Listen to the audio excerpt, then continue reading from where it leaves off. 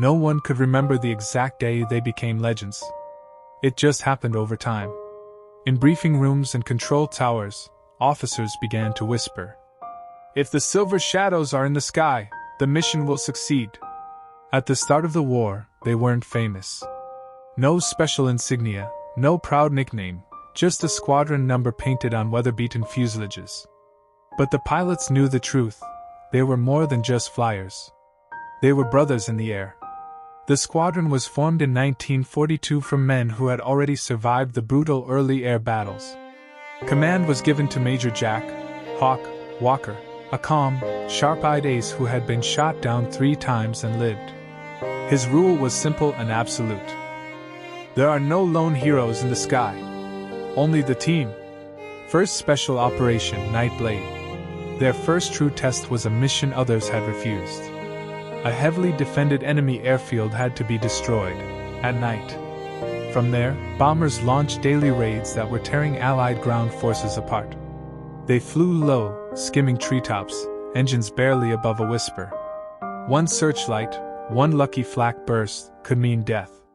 When the sky suddenly erupted in tracer fire, the squadron didn't scatter, they tightened formation. Lieutenant Mark Fox Collins was the first to fire, knocking out an anti-aircraft position. Seconds later, the airfield was burning. Explosions rolled across the runways. Everyone made it back, except one. A young pilot, Tommy Reed, whose aircraft was already doomed, pulled away and drew enemy fighters off course. He never returned. From that night on, his name was painted beneath the cockpit of every Silver Shadows plane. Battles in the sky. The real hell came in 1943. The Silver Shadows were assigned bomber escort duty during daylight raids. Long flights, constant tension, no room for mistakes. Enemy fighters attacked in waves, turning the sky into chaos of smoke, fire, and frantic radio calls. In one legendary battle above the clouds, with the sun blinding friend and foe alike, Major Walker made an impossible call. He led the squadron straight up into a vertical climb, dragging the enemy higher than their engines could handle. Up there, where speed died and wings trembled, the Silver Shadows struck with ruthless precision. 7 enemy fighters fell. Not one shadow was lost. Operation Glass Sky. Their most secret mission came near the end of the war. Intelligence reported an experimental enemy aircraft, faster, higher, potentially capable of changing the balance of air power. Details were scarce. Time was short.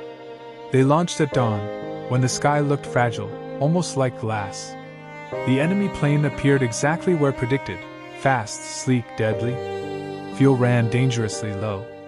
Then Sergeant David Raven Miller made a move no one expected. He cut across the enemy's path in a near-collision maneuver, forcing the aircraft into a violent evasive turn. It worked. The enemy lost control and spiraled down. Raven limped home with a shattered wing and a grin that said everything. This was worth it. Echoes above the clouds. The years after the war moved strangely for the men of the Silver Shadows. Time marched forward on calendars, but in their minds it circled, looping back to moments frozen above the clouds. Major Jack Hawk Walker tried to live a quiet life. He taught young cadets how to fly, how to trust their instruments, how to stay calm when fear clawed at the back of the throat. But there were nights when he woke up drenched in sweat, his hands gripping invisible controls, hearing voices that no longer existed. Fox, you're drifting left. Raven, watch your fuel. Tommy, pull up, kid, pull up. In those moments, Jack would sit on the edge of the bed and stare into the darkness, wondering why he had lived when so many better men had not. A reunion long overdue. In the summer of 1952, a letter arrived.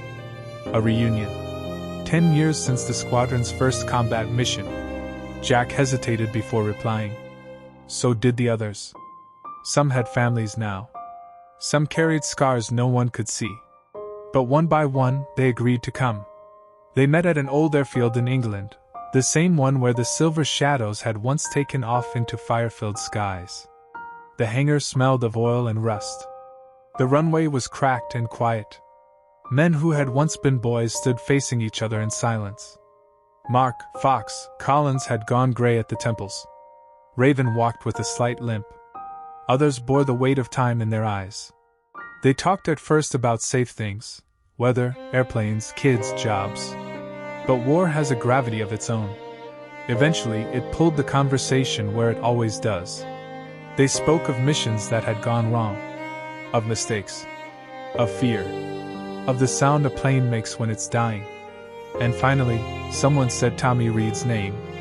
No one laughed. No one changed the subject. Jack took a breath. "He saved us," he said quietly. "If he hadn't pulled those fighters away, none of us would be here." That night, they stood together at the edge of the runway, watching the stars. For the first time in years, Jack felt something loosen in his chest. The last flight. The next morning, a restored World War II fighter stood waiting on the tarmac, polished aluminum gleaming in the sun. The museum had arranged a ceremonial flight in honor of the Silver Shadows. Only one plane. Only one pilot. Jack knew what it meant. He climbed into the cockpit slowly, his movements careful, almost reverent. As the engine roared to life, the sound cut straight through him, past age, past memory, straight into his soul. As the aircraft lifted off, the ground fell away, and suddenly he was 25 again. The sky welcomed him back. Up there, alone, Jack spoke aloud, knowing no one but the wind could hear him. "We made it, boys," he said. "We did our job." For a moment, just a moment, he imagined them flying beside him. Fox on his left, Raven on his right. And somewhere ahead, a young pilot with a reckless grin, holding the formation together. Jack dipped his wings once. A salute. Then he turned back toward the airfield. What remains? Years passed. One by one, the Silver Shadows faded from the world. But their legacy did not. Stories were written. Records were studied. Pilots learned tactics first tested by men who had flown with frostbitten hands and fear in their hearts. And sometimes, when modern jets slice through the sky, old veterans swear they see something else up there too, shadows moving just beyond the light. Not ghosts. Memories. Proof that courage once took human form and climbed into fragile machines, trusting each other more than steel or engines ever could. The Silver Shadows were never just a squadron. They were a promise. That even in the darkest hours, there will always be those willing to rise into the sky, not to conquer it, but to protect those who cannot fly. And as long as aircraft leave the ground, as long as pilots look to the horizon and push the throttle forward, the legend of the Silver Shadows will never truly land.